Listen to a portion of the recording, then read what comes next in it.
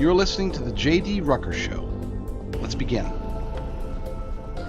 Hello, my friends, and welcome to another episode of the JD Rucker Show. If you are watching, a regular viewer, you might be like, where's Rucker been? What's he been doing? We know that he teased getting onto certain networks, and I can now declare that one of those networks is Patriot TV. If you look, let's see, down here, let's see, turn my finger, there we go.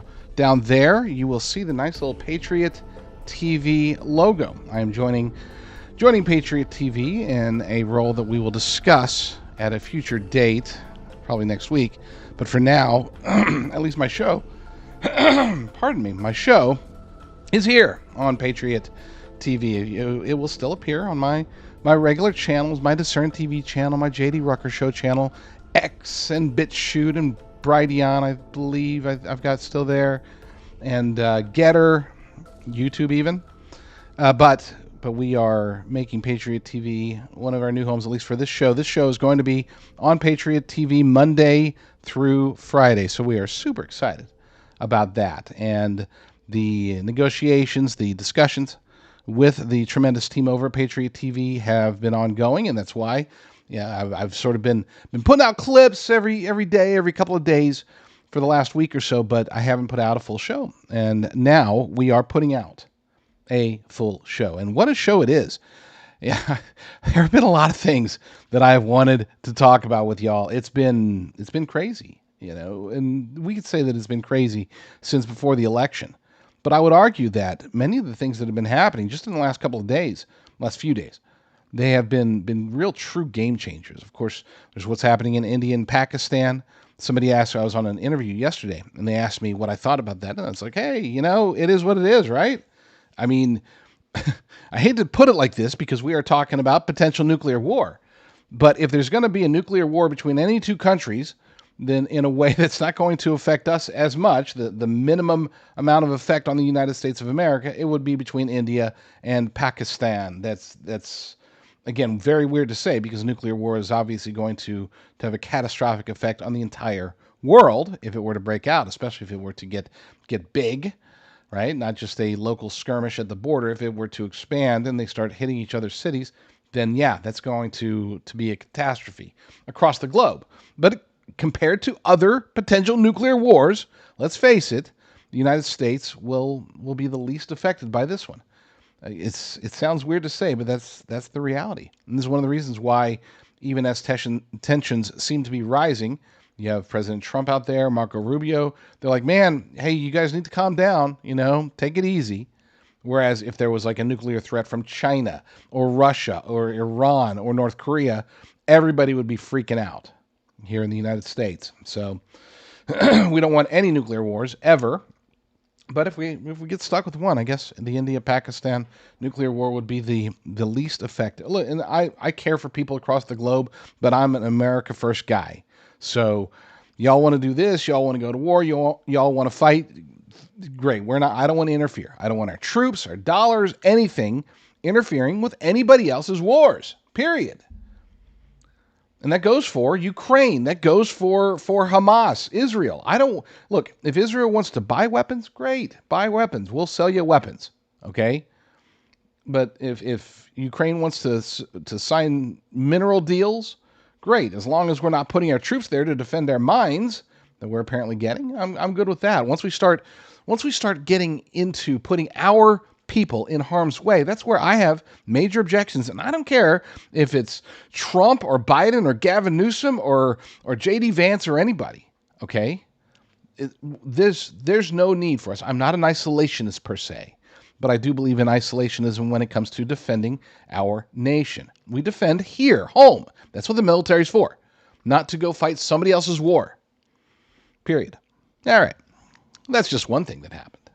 All sorts of other things happen. I'll be talking about the Casey Means nomination for Surgeon General. I'll be talking about a little bit about DOGE. Let's see, what else do we have? I got a funny video.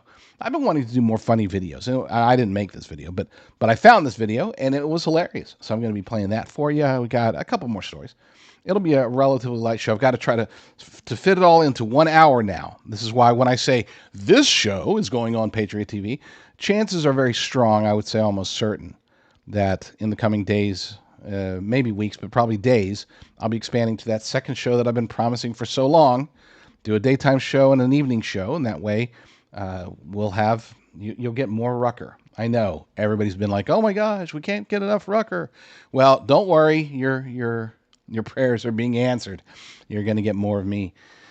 More of me here shortly. Let's go ahead and talk about one of our sponsors real quick, and then we'll just dive right into the stories.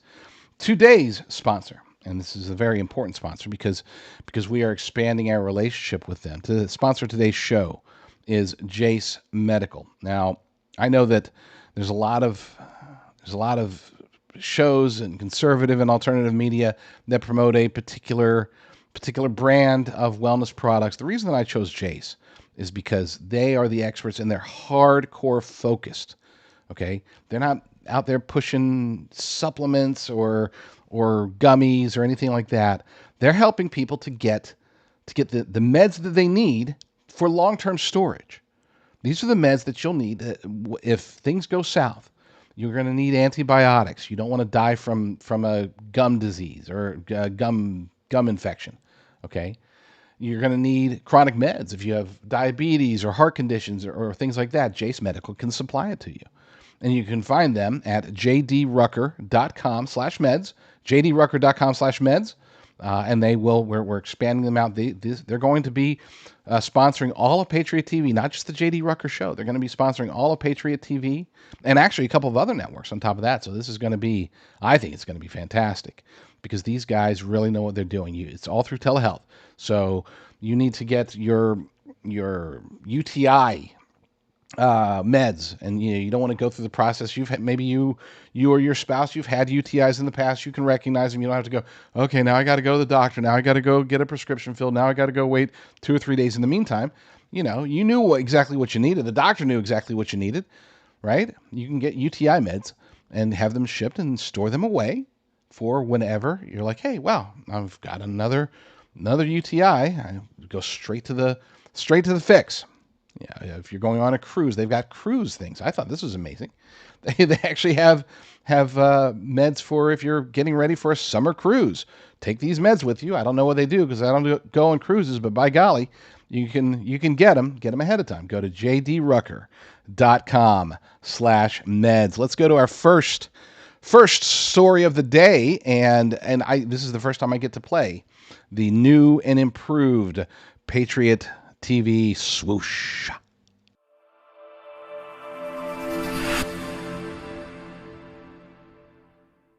With deadline approaching, here's how President Trump can buy time to keep Ed Martin in as U.S. Attorney in Washington, D.C. This is an extraordinarily important position, a role that will determine really the future of the administration. That is not hyperbole. If the wrong person is U.S. Attorney in D.C., then a lot of things won't happen. A lot of people won't be held accountable. This is second really only to the Attorney General as far as the administration's ability to prosecute and convict the bad guys in Washington, D.C. So that's why, with the deadline approaching of May 20th to either get him confirmed or not, we have rhinos out there, such as Tom Tillis, who are opposing him. And I'll explain why that's the case, because that may be an even bigger story. I'll explain that afterwards. But first I want to turn to John Fredericks, who is a podcaster. He's a radio host. He's a longtime ally to President Trump, and he has an idea. It's not new, but I think that he expresses it in a way that makes sense. Watch. So here's how we get Ed Martin back as U.S. District Attorney for Washington, D.C., which is one of the most critical appointments that President Trump has made. So he needs to resign immediately. That way he can get reappointed under the Vacancy Act. That gives him 220 days. When he came in, he had 120 days. He served 110 of them. Now, what happened yesterday or 2 nights ago in the committee is Tom Tillis wouldn't vote for him. I told you that story because of J6. There's a 12-10 majority that Republicans have on the Judiciary Committee. That 12-10 Tillis votes no. That makes it 11-11. He can't get out of committee. He would have lost that vote. No Democrats are going to vote for him.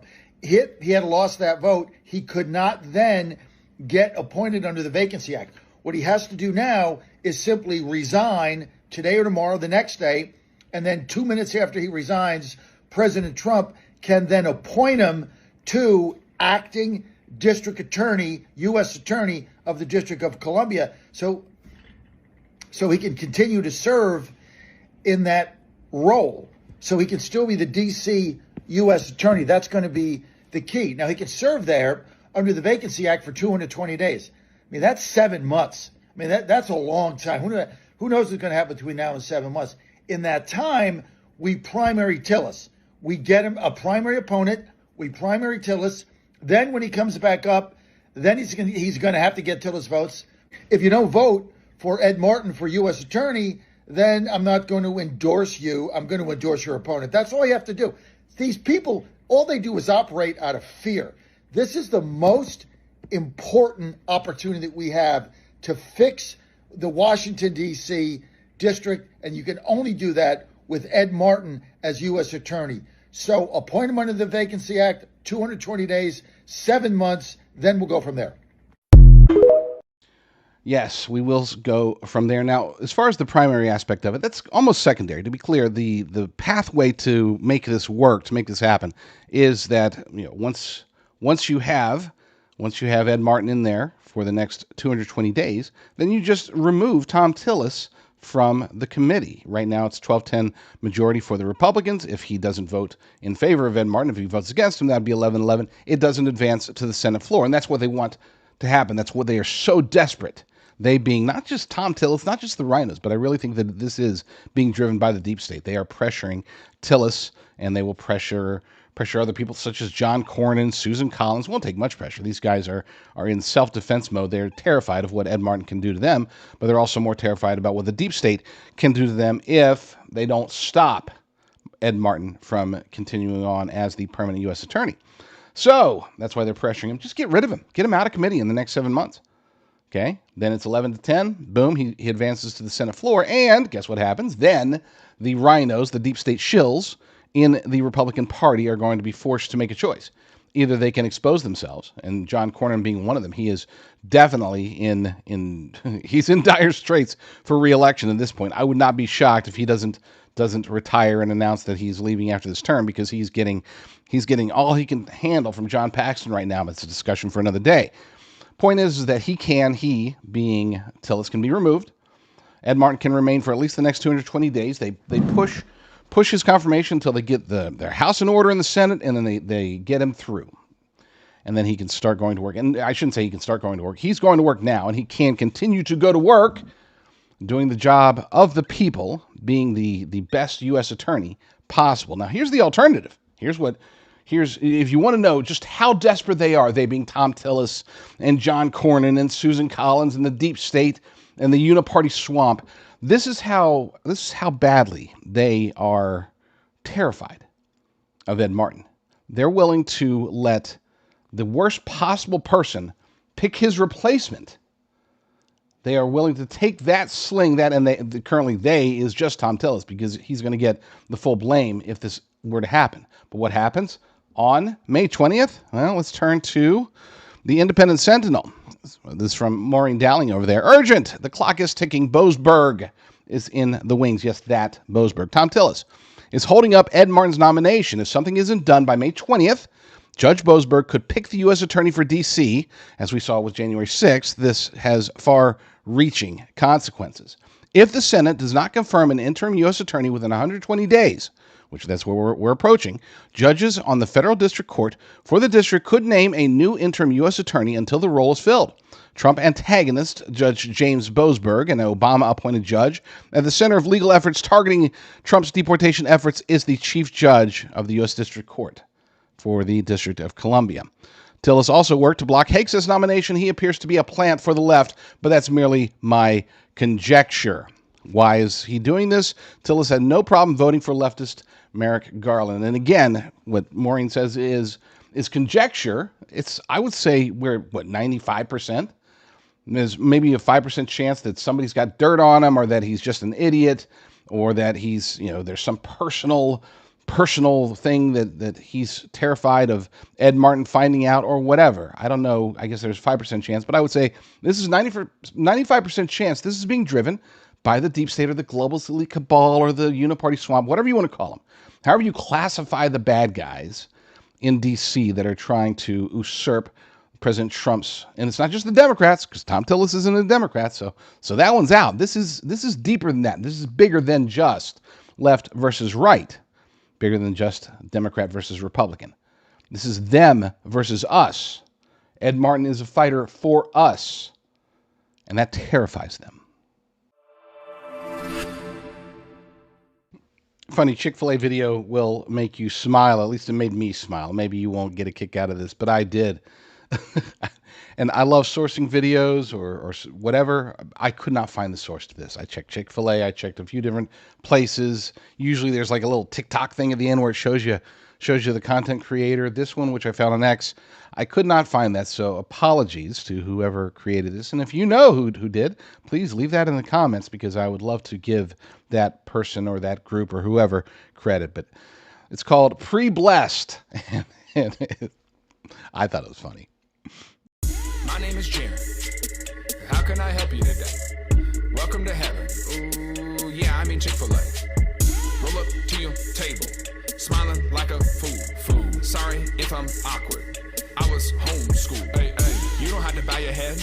Nah. You don't have to pray for your food. Nah. Had a Bible study in the back. We already pray for you. Pre-blessed. It is my pleasure to serve you. Hey. It is my pleasure to serve you. Hey. We're serving the chicken the Lord's way, unless it's a Sunday. My pleasure to serve you. It is my pleasure to serve you. Hey. It is my pleasure to serve you. Hey. We're serving the chicken the Lord's way, unless it's a Sunday. My pleasure to serve you. Would you like perfectly crafted and drafted Polynesian sauce? Dipping and dabbing, using your napkin. You know they extra soft. It is my pleasure to serve you. Hey. It is my pleasure to serve you. Hey. We're serving the chicken the Lord's way, unless it's a Sunday. My pleasure to serve you.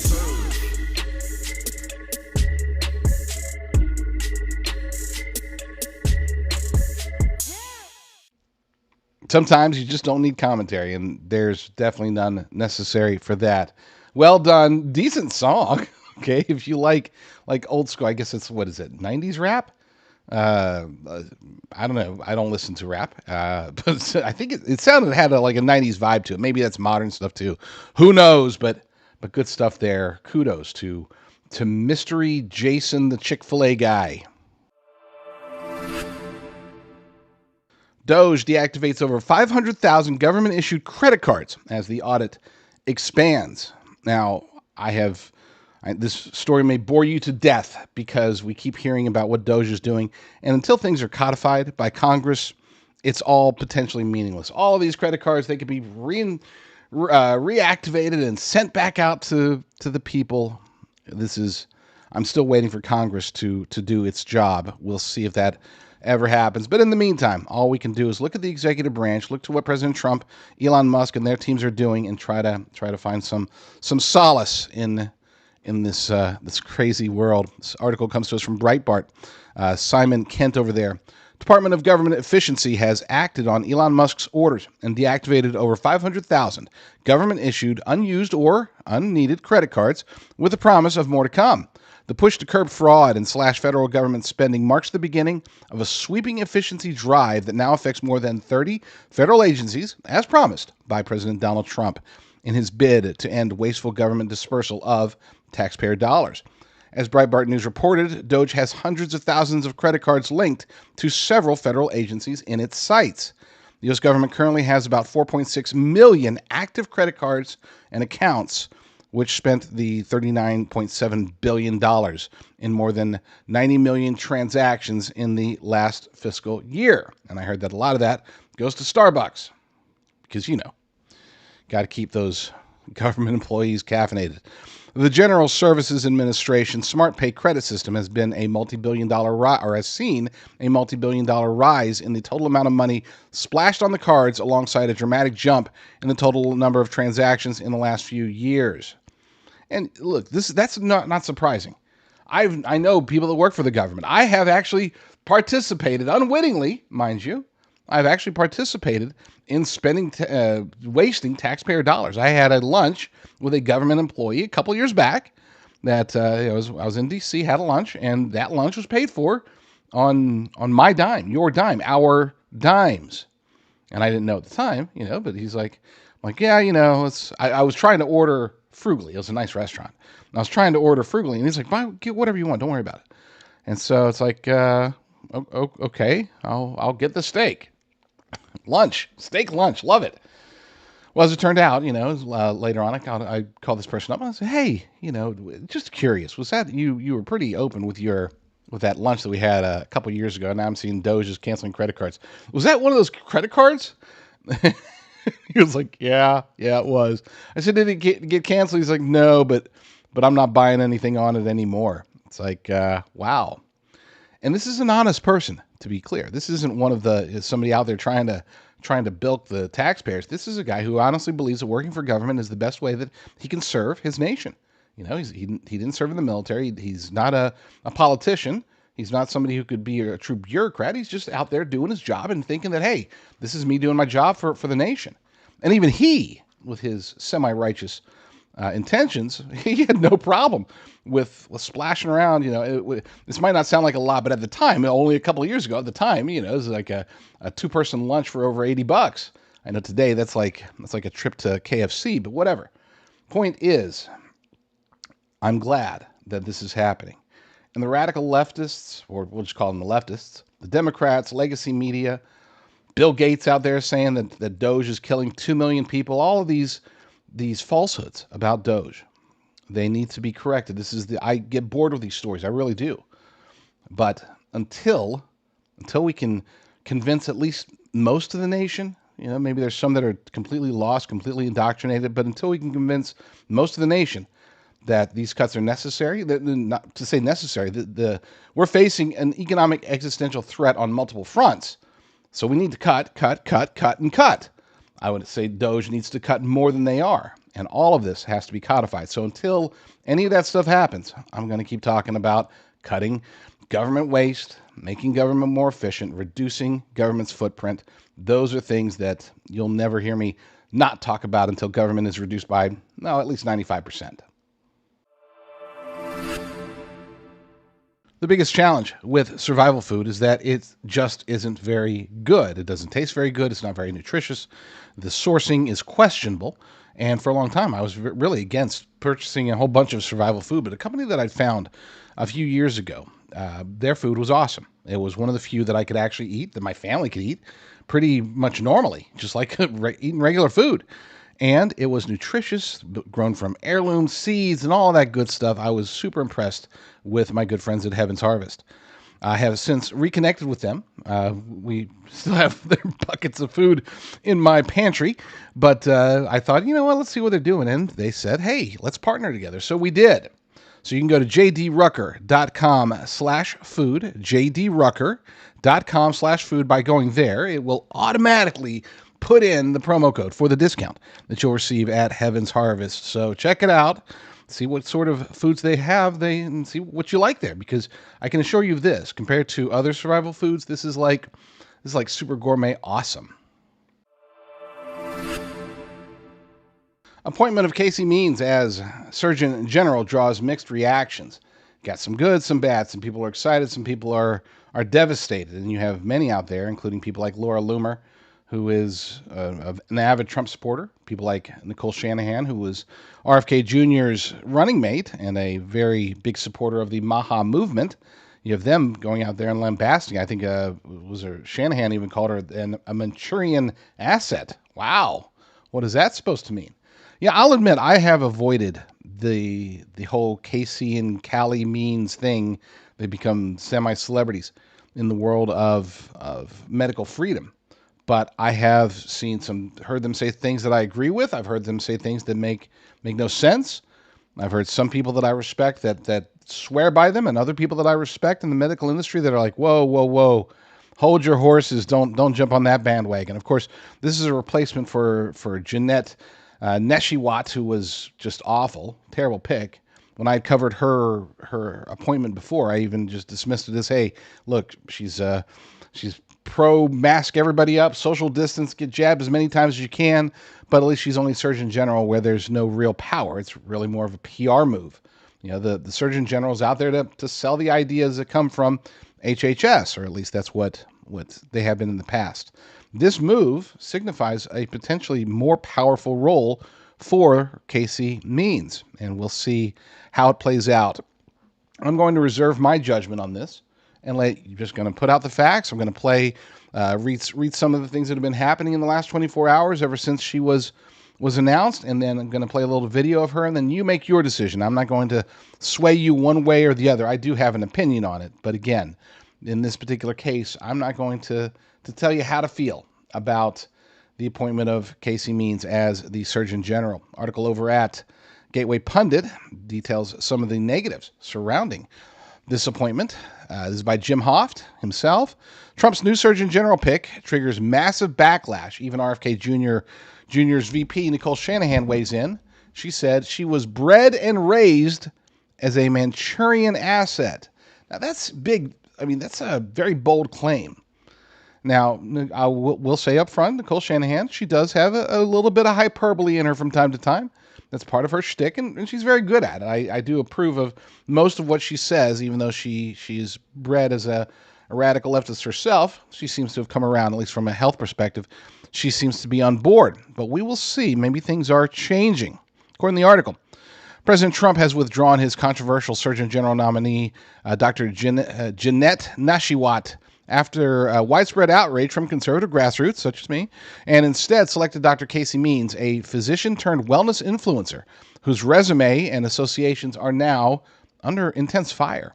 Dr. Nashiwat, whose record includes cheerleading COVID-19 lockdowns, mask mandates, child vaccinations, and boosters, was seen by many in the MAGA base as a disastrous pick. And yes, she was. Dr. Nashiwat has since adjusted her stance as more data became available. She criticized the Centers for Disease Control and Prevention, the CDC, for its handling of the vaccine rollouts and mandates, particularly its impact on children. Despite her recent reversals on these positions, critics argue that these initial missteps reflect poor judgment. And yeah, they did. I mean, she would have been an awful pick, again, for what I consider to be a relatively low-level appointment. So I think I did 2 segments on her when it was initially done, and then I backed off because, again, no need. But now, Casey Means, higher profile person, more outspoken person, it seems, and somebody who may take, if she is indeed going to be the next Surgeon General, may take the influence of that role to a higher level. Now, the question is that a good thing or a bad thing? Let's keep going in the article. Facing mounting outrage from his base, Trump yanked the nomination and is now being reassigned, and she is now being reassigned to serve under HHS Secretary Robert F. Kennedy. I wish she was out of the administration already, that being Dr. Nashiwat. Trump then tapped Dr. Casey Means instead, touting her impeccable MAHA credentials and anti-establishment medical reform platform. Unfortunately for Trump, the backlash didn't stop, it only intensified. Critics say Means is unqualified, unlicensed, and engineered. Let's start with that first part. Okay, the unlicensed, unqualified, yada, yada, yada. The Surgeon General role, again, is mostly a PR role. This is a person, when they say she's unqualified, they're saying, oh, she doesn't even have her license anymore, and this, that, or the other. I don't care about that, because it's not like the Surgeon General is going to be called into surgery. Okay, it's not what the Surgeon General does. They're supposed to go out there. They're supposed to take certain initiatives and start hammering them and doing public service announcements and speaking tours and stuff like that. They're supposed to really sell the current administration's stance on certain medical issues. That is what the Surgeon General, that's not what they were intended to do, by the way, but that's what the role has been relegated to do, thanks to the rise of HHS and other departments that have taken the Surgeon General and made them, again, basically just a spokesperson for the health side of an administration. That's why, as far as the talk that she's unqualified, I disagree. I don't care about if she's got her medical license anymore, because it's not what she's supposed to be doing. She's not supposed to be doctoring. She's supposed to be promoting the medical decisions being made by people such as HHS. If you're going to say that she's unqualified to be Surgeon General, then you'd almost have to say that Robert F. Kennedy Jr. is unqualified to be HHS, which I don't think that's the case either. I think he's very well qualified for that particular role. Let's get back to the article. So, investigative journalist Laura Loomer led the charge, blasting Means as a social media influencer with no surgical training, no active medical license in Oregon, where she practiced, and a history of cozying up to anti-Trump narratives. Loomer wrote on X, stating, Casey Means, this is Laura Loomer, says, Casey Means, the new Trump nominee for U.S. Surgeon General, doesn't even have an active medical license in Oregon where she established her medical practice.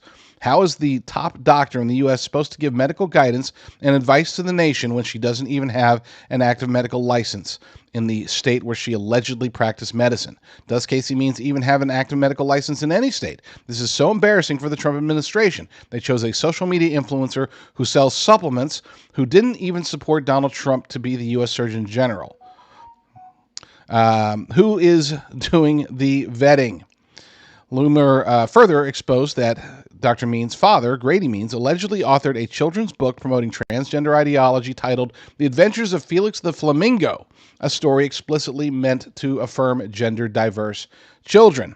And that's her father. Look, I've got relatives that quite frankly, politically speaking, nope, we're not aligned. So I'm not necessarily going to hold that against her either. That's bigger, though, by the way, than bigger news, I guess you could say, because it goes through her upbringing, bigger news than whether or not she's got a license today. But let's continue.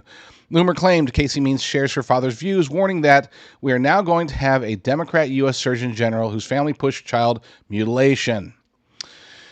In a quick rebuttal, Casey's brother, Callie Means, who was recently appointed by the White House as an advisor in HHS under Secretary Robert F. Kennedy Jr., defended her record and called the attacks dishonest. According to Means, he said, she is a Stanford-educated physician. She completed 5 years of residency. She left the system to speak out. She wrote a book about this that sold 1.5 million copies to inspire others to leave the medical system and reform it. All this is true, okay? She is the single best person in the world on connecting the dots behind our chronic disease crisis. I disagree. That's a very bold statement. I think that she's done a good job, but I wouldn't call her the single best person in the world. That's a little extra brotherly love there, huh? And her reason for existence is to help the president reverse these trends. She worked to encourage RFK Jr. to support Trump, and we went on Joe Rogan with the specific intention to convince undecided Maha voters to support Trump. Again, those are true as well. She is a Stanford-educated physician. She completed 5 years of residency, yada, yada, yada. But the most damning, so you got Laura Loomer saying she's terrible and pointing out things that are concerning. You have Callie Means saying she's not terrible, pointing out things that, maybe give her some credibility. But the important one here, I think, is Nicole Shanahan. And again, I disagree. To be clear, I don't hold Nicole Shanahan in the same high regard as a lot of people out there who think that she's like this medical goddess, fighting the system. She does a great job, okay? Her show's great. I'll tell her that. I'll say that. But yeah, she's not like... She gets a lot of things wrong, is all I'm saying. And I don't know if she's getting this one wrong or not, but I do respect her intelligence enough to at least be concerned, especially as an ally of RFK Jr. According to her post on X, it's very strange. It doesn't make any sense. I was promised that if I supported RFK Jr. in his Senate confirmation, that neither of these siblings would be working under HHS or in any appointment. Now, that's important because she did. When she says that she supported RFK Jr. during his confirmation, she went out and made public threats to any Republican who voted against him. She said, and she's been known to spend a lot of money. She's very rich. And she said she was going to spend a lot of money to primary them. She put her neck out on the line to make sure that RFK Jr. was going to be in the mix. And again, apparently, I don't know if this was her only demand, but at least one of the major demands was that she didn't want either Casey or Callie Means to be in under RFK Jr. in any form or fashion. And now they both are. So I guess, wow, that's kind of a betrayal. I would say a very big one. I don't know if RFK very clearly lied to me or what is going on. It has been clear in recent conversations that he is reporting to someone regularly who is controlling his decisions, and it isn't President Trump. With regards to the siblings, there is something very artificial and aggressive about them, almost like they were bred and raised Manchurian assets. Yes, it's very strange. Doesn't make any sense, she said. Okay, that's the tweet. Yet amid the uproar, several prominent voices have come forward to support Dr. Means. Dr. Martin Macquarie, I always get his name wrong, says a true force of nature, talking about Casey Means, she is a genius physician who has educated millions of Americans about the real story on health. She is also one of the most caring people I've ever known. This is a great day for America. And then Benny Johnson, the podcaster, said, ladies and gentlemen, meet President Trump's new United States Surgeon General nominee, Dr. Casey Means. Half of the kids in America are chronically ill. And I'm going to play that because this will help you get an understanding as far as justifying why President Trump or RFK Jr. or any of the people that are supporting this pick, there's a video that I'm about to play that, again, I don't disagree with anything she says here. I'm not saying that I'm going to support her or oppose her. I'm just saying that at least what she says in this particular clip makes perfect sense. As a matter of fact, let's go ahead and play that. Let's play that now. You would think that the American healthcare system and our government agencies would be clamoring to fix metabolic health and reduce American suffering and costs. But they're not. They are deafeningly silent about metabolic dysfunction and its known causes. It's not an overstatement to say that I learned virtually nothing at Stanford Medical School about the tens of thousands of scientific papers that elucidate these root causes of why American health is plummeting and how environmental factors are causing it. For instance, in medical school, I did not learn that for each additional serving of ultra-processed food we eat, early mortality increases by 18%. This now makes up 67% of the foods our kids are eating. I took 0 nutrition courses in medical school. I didn't learn that 82% of independently funded studies show harm from processed food, while 93% of industry-sponsored studies reflect no harm. In medical school, I didn't learn that 95% of the people who created the recent USDA food guidelines for America had significant conflicts of interest with the food industry. I did not learn that 1 billion pounds of synthetic pesticides are being sprayed on our food every single year. 99% of the farmland in the United States is sprayed with synthetic pesticides, many from China and Germany.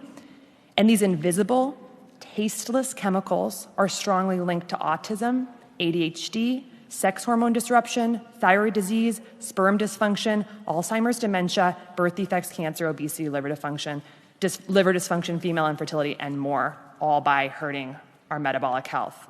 I did not learn that the 8 billion tons of plastic that have been produced just in the last 100 years, plastic was only invented about 100 years ago, are being broken down into microplastics that are now filling our food, our water, and we are now even inhaling them in our air. And that very recent research from just the past couple of months tells us that now about 0.5% of our brains by weight are now plastic. I didn't learn that there are more than 80,000 toxins that have entered our food, water, air, and homes by industry, many of which are banned in Europe, and they are known to alter our gene expression, alter our microbiome composition and the lining of our gut, and disrupt our hormones. I didn't learn that heavy metals like aluminum and lead are present in our food, our baby formula, personal care products, our soil, and many of the mandated medications like vaccines, and that these metals are neurotoxic and inflammatory. I didn't learn that the average American walks a paltry 3,500 steps per day, even though we know, based on science and top journals, that simply walking 7,000 steps a day slashes by 40 to 60% our risk of Alzheimer's, dementia, type 2 diabetes, cancer, and obesity. I certainly did not learn that medical error and medications are the 3rd leading cause of death in the United States. I didn't learn that just 5 nights of sleep deprivation can induce full-blown prediabetes. I learned nothing about sleep, and we're getting about 20% less sleep on average than we were 100 years ago. I didn't learn that American children are getting less time outdoors now than a maximum security prisoner. And on average, Adults spend 93% of their time indoors, even though we know from the science that separation from sunlight destroys our circadian biology, and circadian biology dictates our cellular biology. I didn't learn that professional organizations that we get our practice guideline from, like the American Diabetes Association and American Academy of Pediatrics, have taken tens of millions of dollars from Coke, Cadbury, processed food companies, and vaccine manufacturers like Moderna. I didn't learn that if we address these root causes that all lead to metabolic dysfunction and help patients change their food and lifestyle patterns with united, strong voice, we could reverse the chronic disease crisis in America, save millions of lives and trillions of dollars in healthcare costs per year. Instead, doctors are learning that the body is 100 separate parts, and we learn how to drug, we learn how to cut, and we learn how to bill. I'll close by saying that what we are dealing with here is so much more than a physical health crisis. This is a spiritual crisis. We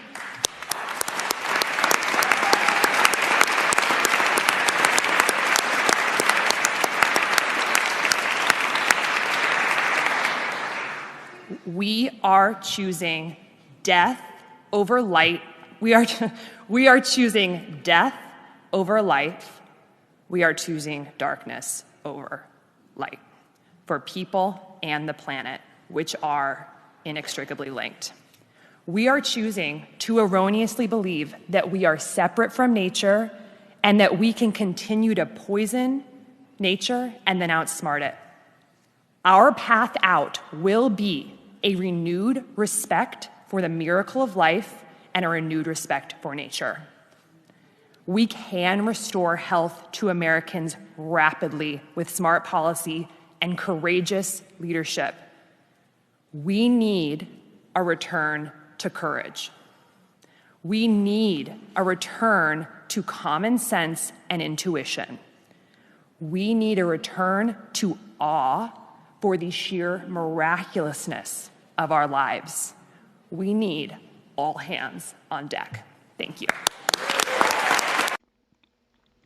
I mean, like I said, I don't disagree with anything she said there. Other things that I've disagreed with in the past. If that's the Casey means that we're getting, then I can support that. Because here's the thing, and to be clear, I'm not dismissing anything that Laura Loomer's saying, anything that Nicole Shanahan is saying, anything that any of the critics of Casey means. I'm not dismissing anything that they're saying, but I have to turn to the people that we have to trust, just by default. And in this case, when it comes to medical, the people that we have to trust are President Trump, of course, and that's with anything that comes out of the White House. We have to be able to trust our president, and we have to be able to trust Robert F. Kennedy Jr., Secretary of Health and Human Services. So if they're going to support her, I'm personally going to support her. I know I said, I'll leave it up to you all, but I'm just telling you my perspective on this. As much as I love a conspiracy, I love to root out anything negative. And yes, I have heard negatives about Casey Means, but the fact that both Trump and RFK Jr. are outwardly supporting her, I'm willing to give it a chance. That's all I'm saying. I'm not going gung-ho, oh, she's dead. I mean, there's question marks surrounding Casey Means, Callie Means, all the means.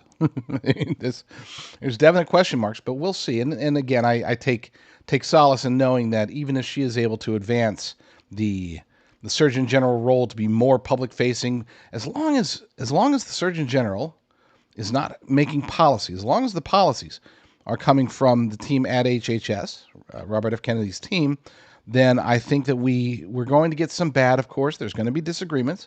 But overall, I think that we're going to get good. We'll see. And maybe, you know what? You can accuse me of injecting hopium and kind of just hoping for the best. But there's really nothing we can do. RFK Jr. came out on X and gave his full throttled support earlier this morning.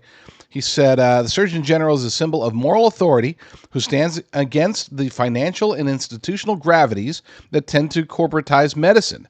Casey Means was born to hold this job. She will provide our country with ethical guidance, wisdom, and gold standard medical advice even when it challenges popular orthodoxies. She will be a juggernaut against the ossified medical conventions that have helped make our people the sickest in the world at the highest cost per capita. Casey is a breath of fresh air, and we can't wait for her to get started at HHS.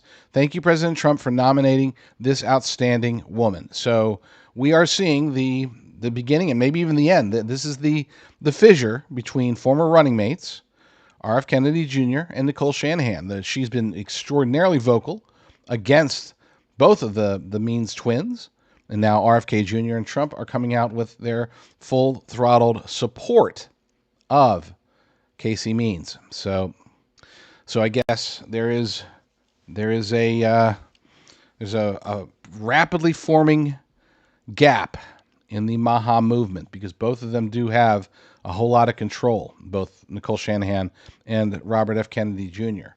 Seems as if RFK Jr. is siding with his president. In this case, I'm going to have to side with both of them, but I'm going to keep my eyes on Dr. Casey Means and see if she really is, as Nicole Shanahan said, a Manchurian asset. The biggest challenge with survival food is that it just isn't very good. It doesn't taste very good. It's not very nutritious. The sourcing is questionable. And for a long time, I was really against purchasing a whole bunch of survival food. But a company that I found a few years ago, their food was awesome. It was one of the few that I could actually eat, that my family could eat pretty much normally, just like eating regular food. And it was nutritious, grown from heirloom seeds and all that good stuff. I was super impressed with my good friends at Heaven's Harvest. I have since reconnected with them. We still have their buckets of food in my pantry, but I thought, you know what, let's see what they're doing. And they said, hey, let's partner together. So we did. So you can go to jdrucker.com/food, jdrucker.com/food. By going there, it will automatically put in the promo code for the discount that you'll receive at Heaven's Harvest. So check it out. See what sort of foods they have, and see what you like there. Because I can assure you this, compared to other survival foods, this is like super gourmet awesome. Planned Parenthood makes it as easy as possible for 16-year-olds to transition. And of course, they are still being funded by taxpayers. The Republican-controlled Congress and Senate has done very little to stop this insane organization from continuing to destroy American lives. Here's proof. This is from Live Action. This is an undercover phone person who's calling around various Planned Parenthoods to see what they think about letting this quote-unquote 16-year-old transition at her leisure. Thank you for calling Planned Parenthood. Thank you for choosing Planned Parenthood, Greater New York. Thank you for calling Planned Parenthood, Minnesota, North Dakota, South Dakota. Hello, good afternoon. Thank you for calling Planned Parenthood. Hi, my name's Sophia. I'm just trying to schedule some gender-affirming care. I really just want to be able to get some testosterone to start my journey. So we just have to start by booking your initial appointment so you can come in to see one of our providers. Are you over 18? No, I'm 16. You're good to be seen here then, 16 and older. Perfect. Okay, good. You're okay to do it for minors? Yes, you can legally get hormones under 18. How old are you? 16. I know my mom has to come in with me. Does she have to be in there the whole time? Like, how does that work? Because I don't know if I'm comfortable with that. At some point in the appointment, maybe she doesn't have to be in the examining room with you. You said I could do it virtually? Yeah, you could do it virtually. So what would that look like? So I just talk to a doctor and then they'd be able to prescribe me? Yeah, if it's virtual, you'll still meet with the doctor and then go over like all necessary information. At the end, they will then be prescribing hormones that would then be scripted out to like your local pharmacy. I don't need any like therapy or anything first? Like you don't need any record of that? Not that I know of. I don't need any sort of like records of having gone to therapy or anything like that, right? Yeah, so unless you have TRICARE insurance, it would not be required. There's nothing that I need before, right? Like I don't need to like have records and meeting with a therapist or anything, right? Because my parents definitely aren't gonna let me do that. No. I just decided last week, and so I kind of want to get in as soon as possible. Do you have any appointments available soon? Yeah, it depends on the location too, but we usually do have availability for like the next week of whenever you call. You think that if I came in, went over everything with the doctor, they could send the prescription that day? Yes, I think they should be able to. The provider is going to send the prescription to your pharmacy the same day of your appointment. Oh, perfect. Okay. So I could get the hormones the same day. Some pharmacies do take a little bit to get it together, but yeah, if not the same day, then more than likely the very next day. Perfect. Thank you for calling. All right, bye. Parenthood. You have a great day. Thank you. Wow. We're funding that, folks. Our taxpayer dollars are going out there to help teens, minors, get onto telehealth and get prescriptions for gender affirming care the same day. Or, hey, at the very least, the next day. We'll send it to your pharmacy. This is insane. We're talking about a life-changing, permanent decision by a minor, oftentimes without parental involvement whatsoever, and they're rushing it through. Why the rush? Why aren't they saying, look, at one point she said, yeah, I just made the decision last week. I kind of want to get this going as quick as possible. That's where a healthcare professional or somebody who actually cares about the well-being of children, this is where they say, whoa, you just decided, okay. Even if they're in favor of transing kids, that's where you say, hold on, maybe you should talk to somebody. Maybe before you've made this snap decision to permanently change your body makeup, maybe you should, I don't know, think about it longer than a week. Maybe you should see somebody, ask somebody, find out what is entailed. No, they are rushing it through. They want it as quick as possible, no matter what. No delays. They got one. It's like fishing. Oh, we got one. Reel them in. Well, they're kind of struggling. I don't care. Reel them in. Get them in the trans boat as quick as possible before they change their minds. And you and I are funding this. Tell your GOP senators, your GOP congressmen, that you're done with this. Special credit to Live Action for doing, once again, a fabulous job at exposing this pure evil in our nation. Man, it really is good to be back here in the saddle again, doing a show for y'all. It's been hard. I'll admit. Look, I miss it every day. Any day that I don't get to do a full blown, at least an hour, if not 2 or 3 hours of shows, I feel like I'm missing the connection.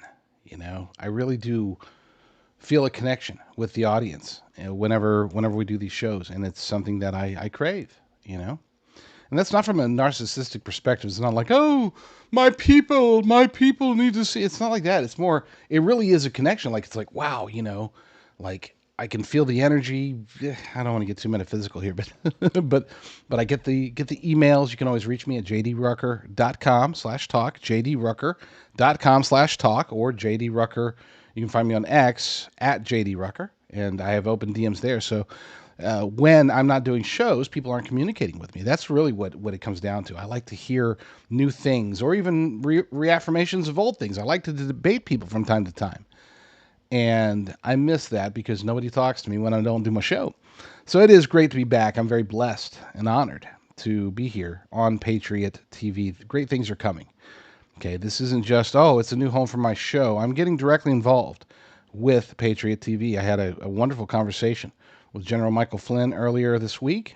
Going to be had a great conversation with Jason Burmis, excellent show host over at Patriot TV. And I'm going to be talking to a lot of these people, pretty much all the show hosts that are there, as well as the owners. And let's see, what can we do to make Patriot TV special? One thing that I don't want is just another conservative podcast network, right? There's a dozen of them on Rumble. There's probably 100 of them, but there's a dozen that are relatively popular. I don't want that. Okay, let's just get a bunch of show hosts together that say go Trump, and then we'll all just take turns saying go Trump, and that's it. No, I want something that's more driven by a desire to truly make America first. a desire to fix the problems that we have in America, because there is this notion, especially on many of the conservative shows, that America is awesome and amazing as long as Trump is in charge, as long as Republicans are in charge, that everything's going to be hunky dory, and that's just not true. I wish it was, but it's not. It's not true. We have our own problems here, and we need to face those problems. And we have problems within the conservative movement, and we have problems within the Republican Party for sure. Okay, there's a lot of challenges, and I have differences of opinions with President Trump himself. So having the freedom to be able to not just go after and own the Dems all day, which is easy. We can do that all day. Go after the globalists, go after the elite cabal, go after the powers and principalities. I want to do more than that. I want to be able to focus on not just conservative politics or not just right-leaning cultural aspects. I want to be able to talk about my faith and express the desperate need, above all else, above tariffs and above ending DEI and above all that stuff. We desperately need revival here in the United States of America, and that's something that I do believe I'll be able to help to promote here at Patriot TV. So now that you know where I am, be sure to subscribe. You can find my show, jdrucker.com/rumble. You can find Patriot TV. Just do search for Patriot TV on Rumble, and you can find our channel there, streaming 24/7. So great stuff. We are at a crossroads for our nation. Seems like we always are, but this one is an important one. Are we going to be able to accomplish what's necessary to fight against the evils that are coming? Because they are coming. We're not out of the woods yet. Lord willing, I'll be back very soon with another episode. But in the meantime, y'all stay strong, stay safe, and God bless.